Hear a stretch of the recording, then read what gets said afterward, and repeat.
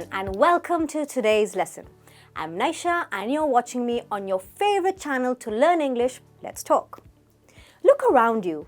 We are all surrounded by different types of people at home, at work, out on the street. And the one thing that we all have in common is that we each have a different personality, making no two people wholly same.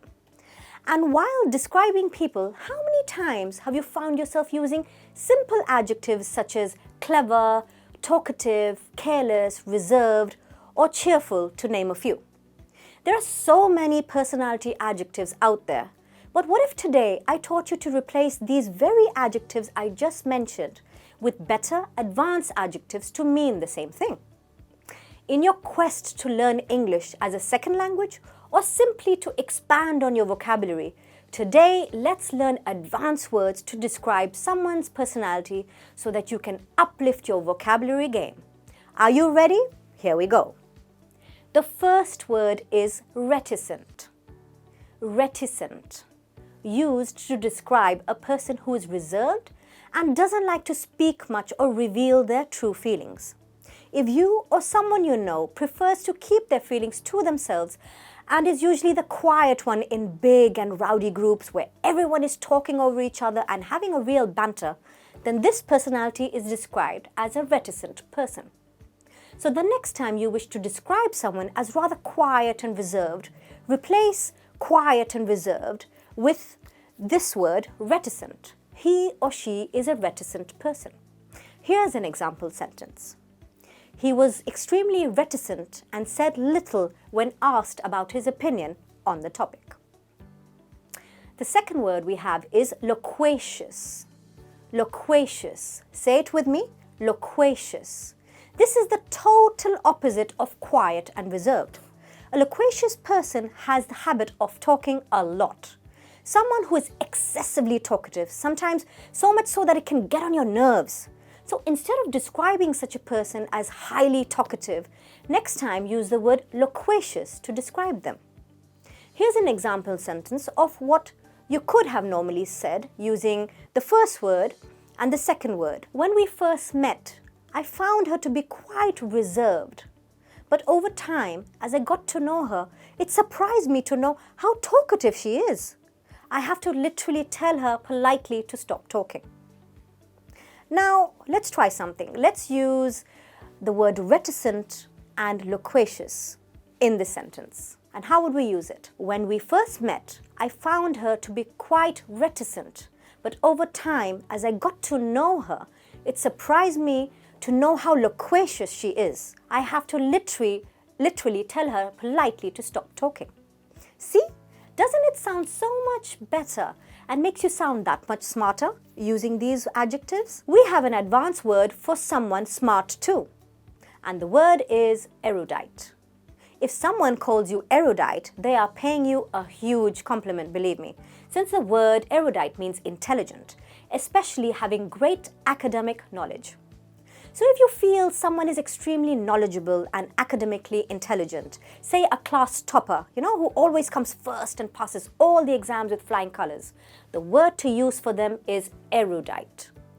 Take a look at some example sentences. The erudite student graduated at the top of her class. Our erudite tutor was able to answer every question asked by our class, even the most complex of questions on the subject matter. So the word, guys, is erudite. Now, being an intelligent school or college topper and having a great deal of academic knowledge is great. But sometimes just being bookish intelligent isn't enough, is it? It's important that you also have to be street smart. There are times when people and situations test you, and you need to be a person who's sharp and shrewd and at the same time intelligent. For example, in business, you will find that business tycoons making billions, helming world-famous empires such as Bill Gates, Mukesh Ambani, Jeff Bezos, to name a few, are not only intelligent but also highly street-smart businessmen, having good judgment of people and situations. So such intelligent and you could say shrewd and street smart individuals can be called as argute. The word is argute. Let's have a look at an example sentence of how you can use this word. It was evident that he was the most argute out of all the delegates present at the business summit. The most smart, the most shrewd, and the most street smart. The next word on our list is a word I like. Sanguine. Just almost flows as poetry. Sanguine. If you or someone you know is confident, cheerful, and has an extremely optimistic approach to life, no matter how bad or difficult situations get, then that person is described as sanguine. Let's have a look at how this word can be used in a sentence. It amazes me how having cancer does not stop him from being sanguine. I mean, someone having cancer, that would be killing, but if the person is still positive, then they're sanguine. The coach insisted that he was sanguine about the team's win, even though his star player was badly injured. The coach is having that I'm not going to give up spirit and is remaining positive even though his star player is injured. So what? The rest of the team will win the match. We have to be optimistic. In all these sentences, it's evident that the person remains positive despite failure or experiencing a difficult situation in life. So the word to describe them, guys, those are inspiring people and you can call them sanguine. Next, we have a personality type which is overly inquisitive about everything and likes to pry into other people's lives. And you know, the irritating type who always asks too many questions, not just out of interest, but you know, almost out of habit. So such a person is referred to as a nosy Parker. And if you want to sound a little bit more advanced, then you can call them officious. And these are the type of people you want to keep at arm's length. You know, you don't want to tell them your business all the time. So let's have a look at an example sentence. I have to be careful what I tell my aunt because, you know, she's such a nosy Parker and will bombard me with questions at any opportunity. Even a nosy neighbor you might have, so you could say. Our next door neighbor is such a nosy Parker. She has to know what is happening in our lives and shows no shame in bluntly asking us. Such people are so irritating, aren't they? Next, we have someone who is impulsive and quick to make decisions without really thinking things through and processing what is happening, or possibly not even thinking about the consequences of the decisions that they're making. In simple terms, we would refer to someone like that as careless. But then, we're not going to say careless. These people are called impetuous.